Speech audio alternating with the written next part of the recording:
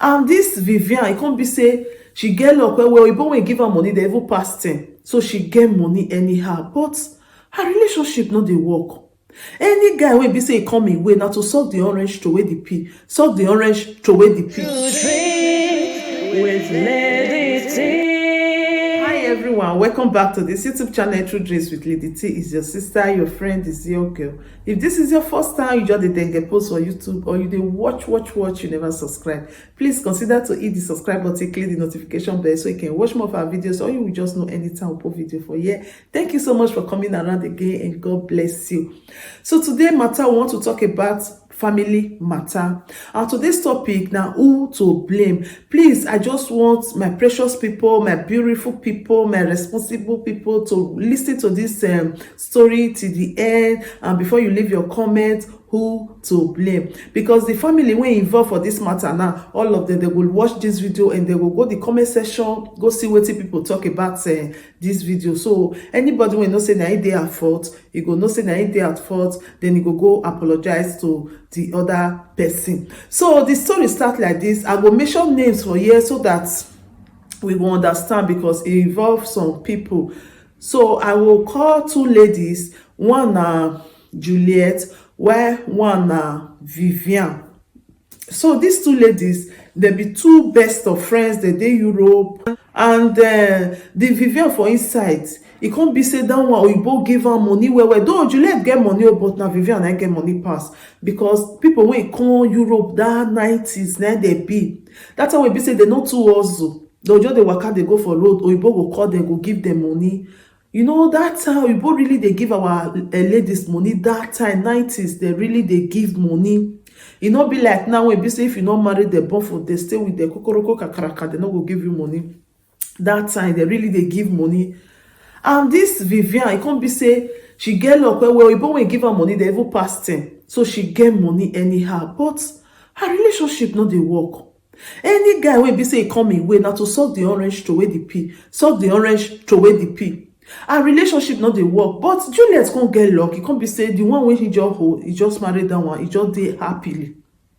But Vivian will not be like that. So one day Vivian go greet Juliet for house. As he reach house, he see Juliet's pictures. You can now give me pictures. You go greet person, they watch all the pictures. You can see one Juliet brother.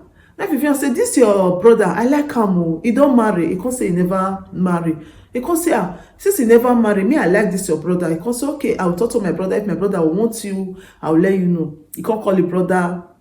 He can tell the brother, say one of my friends for Europe, say he like you. Then brother can say, he like him. See brother, he get serious relationship for us.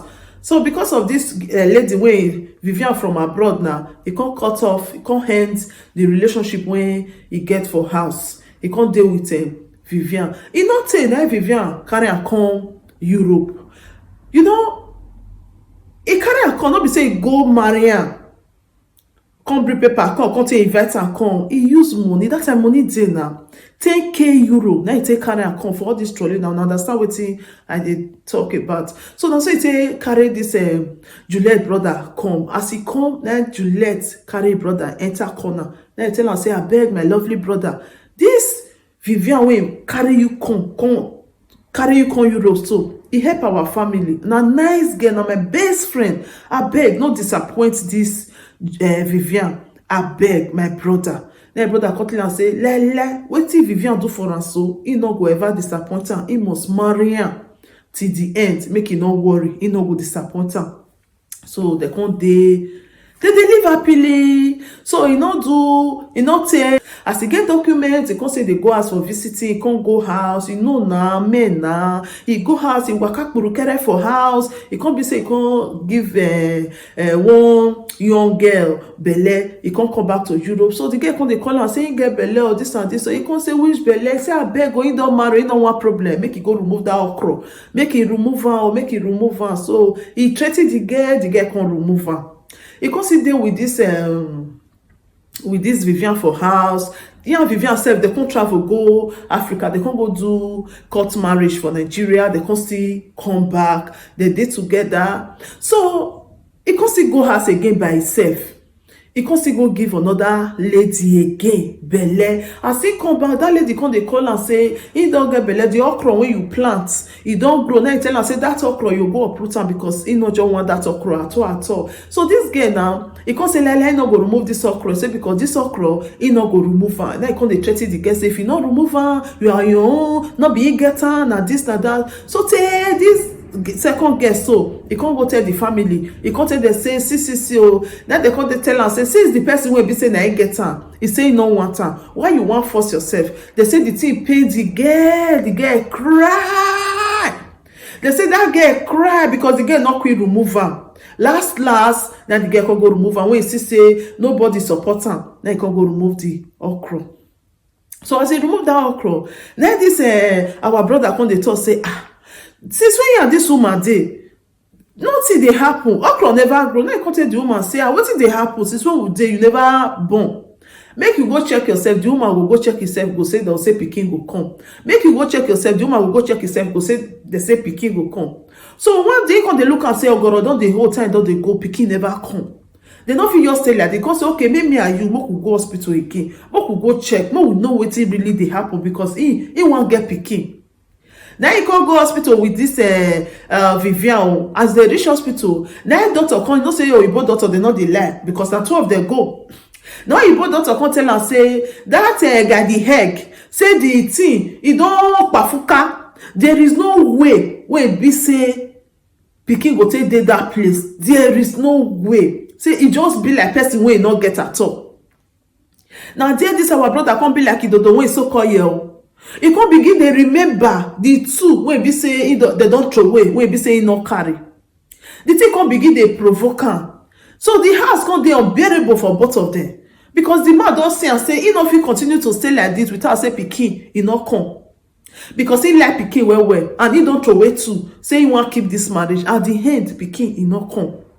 Now this our brother, the any small thing they don't begin the quanta for house. Now so this our brother take pack come up for house so. He say no do again. As he come out, then Vivian go meet a friend, go say, your brother when he carry come, he don't leave am. Now Juliet begin the verse. Brother, why you go leave my friend now? Or wetin my friend do for you? Why you go leave my friend? It's not real. That's why he take come out.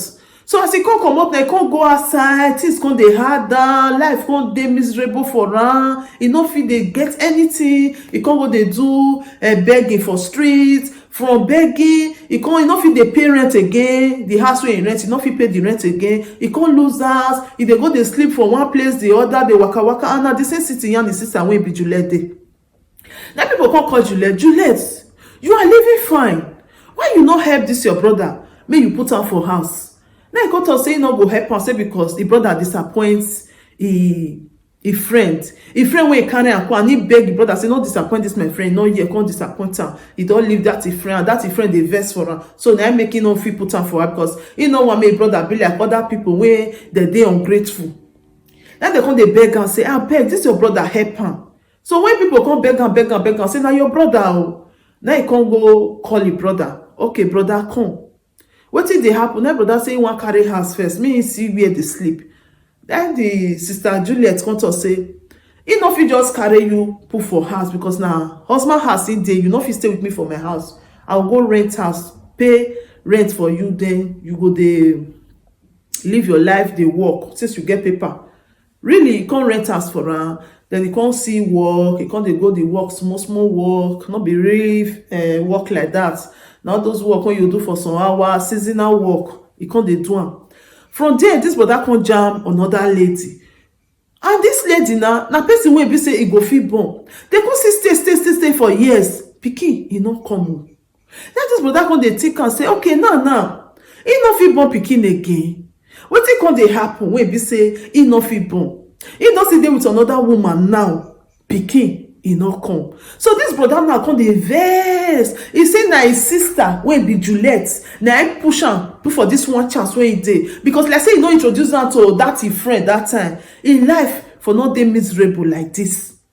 Now he come dey blame the family wey he encourage am to marry that Vivian. If his sister wey he introduce am to Vivian, he dey blame her. He just call off everybody. e no dey pick anybody call, e no dey talk to anybody, e no dey pick im mama call, e no dey pick im papa call. All dem his sisters wey dey Nigeria, e no dey pick their call. The sister Juliet Papa wey dey the same country, e no dey pick the call. Their relative, nobody just wash all of them comot for family, say e no get family, say e stand alone, say because na im family na dem make am enter this one chance wey e enter. Now e never still born. Okay, with this story wey me don talk so far now, with everything wey me don talk for this matter, wetin you think? Who to blame? Na the sister Juliet wey introduce the brother to this e best friend Vivian, na you go blame? Abi na the Vivian wey be say e carry picture, e see man for picture, e say e like this man, e wan marry this man, e never marry, abeg na your brother go carry am come Europe, e carry am come Europe, e marry am, come carry am come Europe, and she know say she no go fit born, she no talk say she no go fit born, e make this man stay with her. I believe say if e tell Juliet say e no go fit born, I no sure say Juliet go introduce e brother to her.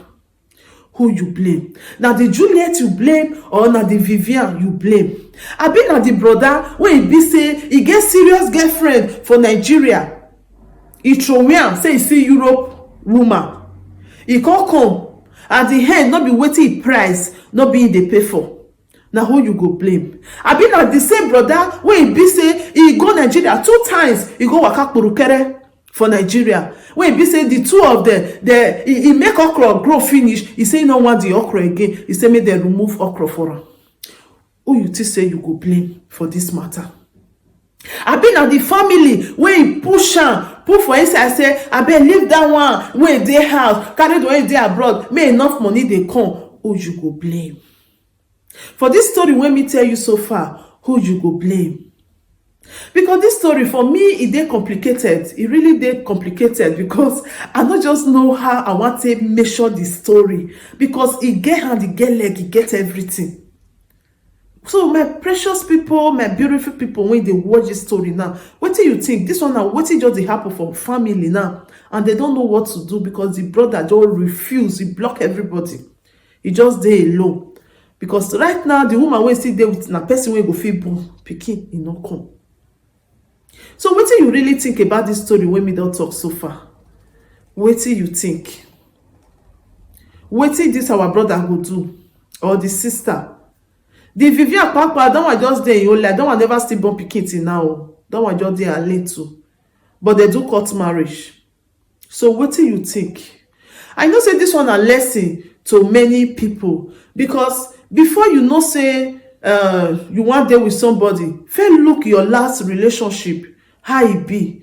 Because you breaking somebody's heart is somehow, me I just dey talk this one, no everybody get out to their opinion.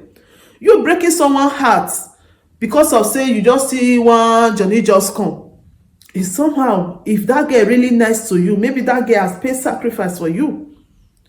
You see, maybe supposing if you still look the other way around, this our brother now, this our brother, because now this our brother no be small pikin again now, 53 years a day now, 53 years now a day now, but 53 years fit still born if God permits. If he still born, even 60, 70 fit born if God permits. You see, this our brother, when he say he take those two ladies, say make dem go remove their okra. Now because of say he love this his wife when he carry her come Europe, he no want disappoint her as his sister talk. Because if for say make dey, let's say the lady even open mouth tell am say he no fit born o, maybe this our brother for stay with am. Then those two when be say they tell am say okra grow, if for tell them say okay, mona leave am, I go take care of am. Maybe they for leave am, for they take care of am. Then yeah, this one go still dey. Maybe if for do am, if he know say this Vivian tell am say he no go fit born, maybe if for do am. So, and again, he no wan disappoint his sister. Now make he tell those two ladies say make they go remove their okra, because if his sister can't get to know say okay, you marry my friend finish, you no let my friend born, you go born for outside, maybe sister will come for her. Well, I don't know, you know, everybody get out to his opinion. What do you think about this story when we talk? So which advice you get for this family now? Who to blame? and which advice you get for this family now, because everybody, both the sister Juliet, both the brother wey involve, e go see this video. But I don't know whether sister Vivian go see am. Maybe if fit still see am, but who to blame? Please just leave your comment there to encourage everybody, then they will know what to do. So now the story of today be, abeg, if you watch this video, share this video. Don't be stingy with this video. And if you have not hit that red subscribe button, please consider to hit it now and click the notification bell so you go dey hear our tori for here.